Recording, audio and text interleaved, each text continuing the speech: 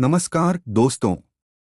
स्वागत है आपका हमारे एनिमेटेड पंडित जी यूट्यूब चैनल पर, जहां हम महत्वपूर्ण जीवन के विषयों और आपसे जुड़ी हुई समस्याओं पर चर्चा करते हैं।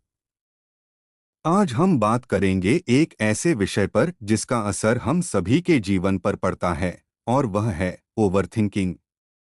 लेकिन हम इसे अध्यात्म और ज्ञान के एक अद्भुत स्रोत भागवत गीता के दृष्टिकोण से समझेंगे। ओवरथिंकिंग यानी अत्यधिक विचार करना वास्तव में एक ऐसी स्थिति है जिसमें हम अपने विचारों में उलझ जाते हैं। हम किसी एक समस्या या परिस्थिति का इतना अधिक पुनर्विचार करते हैं कि वह हमारी मानसिक शांति को छीन लेती है। चिंताएं हमारे मन को अंधकार में डाल देती हैं और हमें असहाय महसूस कराती हैं। पहले आइए बताते हैं कि ओवरथिंकिंग का असली मतलब क्या है। ओवरथिंकिंग का अर्थ है किसी विषय पर अत्यधिक और निरंतर चिंतन करना। जब हम छोटी सी समस्याओं को लेकर बड़े बड़े विचारों में खो जाते हैं, तब उस स्थिति को ओवरथिंकिंग कहा जाता है। यह आदत हमारे लिए मानसिक तनाव का कारण बनती है और हमारे कार्यों में बाधा डालती है।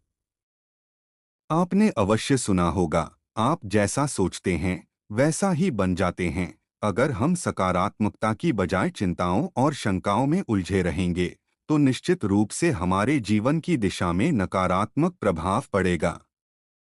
भगवद गीता में श्री कृष्ण का एक महत्वपूर्ण संदेश है, विहाय कामान यह सर्वान पुमाश्चरेत सस्वरत। इसका अर्थ है कि जो व्यक्ति सभी इच्छाओं को छोड़कर अपने मन को नियंत्रित करता है, वह सच्चे अर्थ में स्वतंत्र होता है।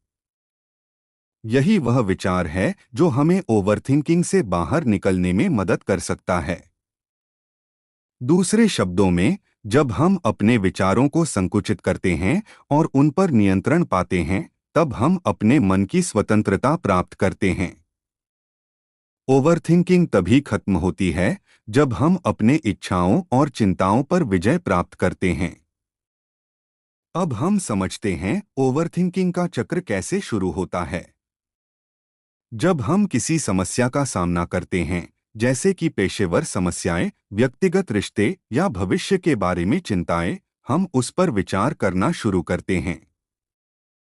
हमारी चिंताएं उस समस्या के बारे में बढ़ने लगती हैं।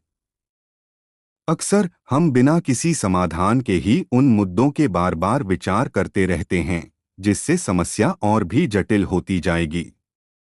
जैसे जैसे वक्त बीतता है, हमारा मानसिक तनाव बढ़ता है और हम निर्णय लेने में असमर्थ हो जाते हैं।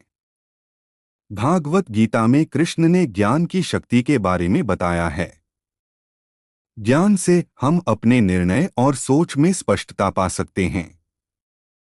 इसलिए ओवरथिंकिंग से बाहर आने का पहला कदम है ज्ञान को प्राप्त करना। भागवत गीता हमें कई रणनीतियां बताती है जो हमें ओवरथिंकिंग से उबारने में मदद करती हैं। सबसे पहले है ध्यान। ध्यान करने से हमारा मन शांत होता है और हम अपने विचारों को नियंत्रित कर सकते हैं।